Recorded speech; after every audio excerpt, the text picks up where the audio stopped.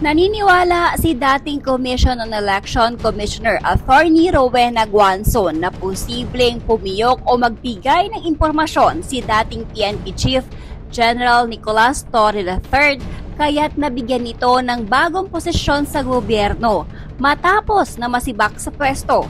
Ayon kay Guanzon, kahina-hinala umano ang biglaang pagtatalaga kay Torre sa panibagong pwesto kahit na napahiya na ito matapos matanggal bilang hepe ng pambansang pulisya sa loob lamang ng 3 buwan ng kanyang panunungkulan. Dagdag pa ni Guanzon, may tuturing na embarrassing record ang pagkakatanggal ni Torre sa ganong kaikling panahon. Kaya't nakapagtataka na agad itong binigyan ng ibang posisyon sa administrasyon. Nakakahiya yung ginawa nila kay General Torre. Walang pasabi, walang military honor, walang maayos na transition. Pagka-announce na sibak siya ng umaga, nag-oath agad yung kapalit. Ang ironic lang dahil yun din yung same official na pinapalipat niya ng Mindanao. Ang bilis na mga pangyayari. Kung sino man ang nag-lobby niyan para gawin gan kay Torre, napaka-powerful and ma-impluwensya nun. Biruin mo be, di man lang natunugan ng kahit sino ni hindi nga naging chismis sa media.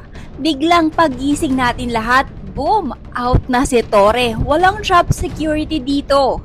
Kaya daw sinibak si General Torre dahil mas may malaking plano sa kanya.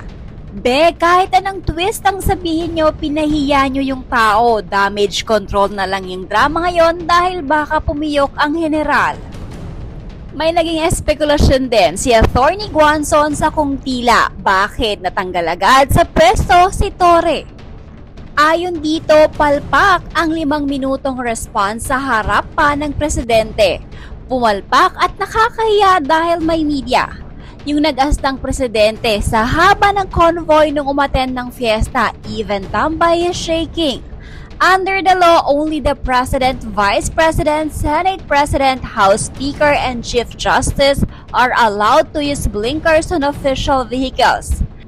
Nagalit si DILG Secretary Remulla sa pag-reshuffle ni Torre sa 14 senior official ng PNP. Sabi sa report ng Politico, among those affected was Lieutenant General Jose Melencio Nartates Jr., who was reassigned as head of the Area Police Command for Western Mindanao after serving as the PNP's Deputy Chief for Administration, a member of the Philippine Military Academy class of 1992.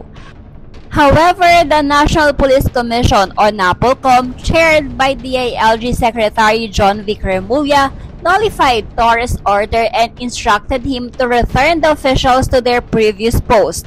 General Torre may have overplayed his hand. His reshuffling sidelined certain interest and upset the balance of power, which did not sit well with some influential quarters, the Scooper added. Mainit si Torre masyado since dominated ng Duterte bloc ang Senate. Baka magkaproblema ang PNP pagsalang ng budget ng DILG. In short, pwedeng hiniling ang ulo. Samantala, narito naman ang ilan sa mga komento mula sa mga naging pahayag ni Attorney Rowena Guanzon. Indeed, it's so demoralizing on his part, a big humiliation. It's barely months since he was appointed as PNP chief after the abduction of PRRD and brought him to Netherlands. Who could have ordered him to do that unlawfully, without due process of law, unless his mouth is shut?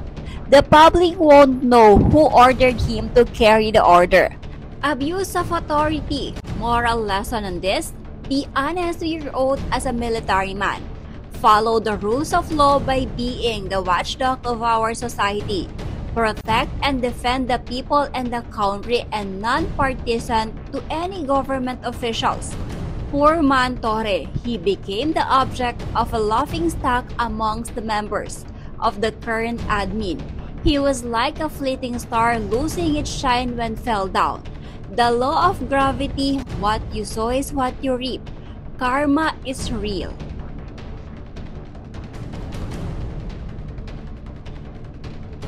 In a game of chess, it is common to sacrifice the rook of tower in order to save the higher piece, which is either the queen or, more importantly, the king, to avoid defeat.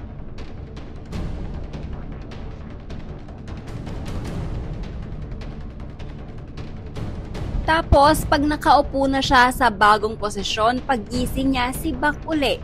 It's better to resign kesa magpagamit ulit sa hindi ikabubuti ng bansa, or accept it and do the right thing.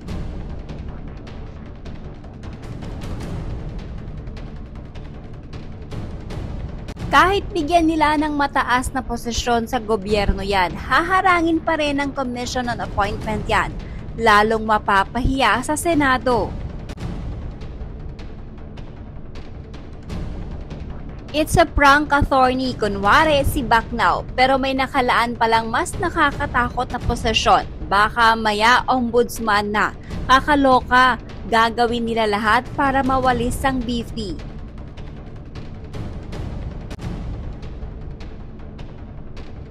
Si General Torre na nga lang nag-iisang matino sa admin ni BBM, sinibak pa. Galing ng ginawa niyang paghuli kay Kibuloy tsaka Digong, tas inalis pa sa pwesto.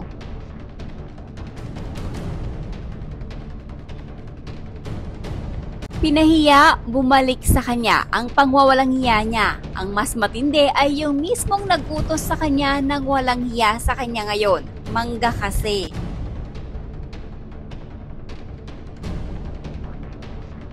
I truly feel for General Torre and his family after being very masunurin to orders like the arrest of Kibuloy and FPRD.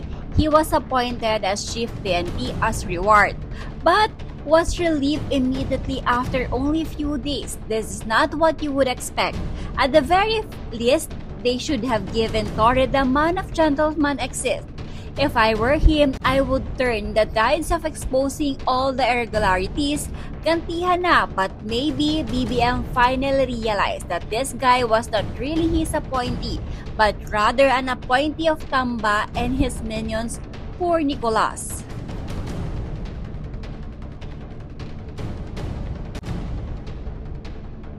Ang sakit ng sinapit ni Torre Mons nung sa pilitan niya isinakay si FPRRD sa eroplano.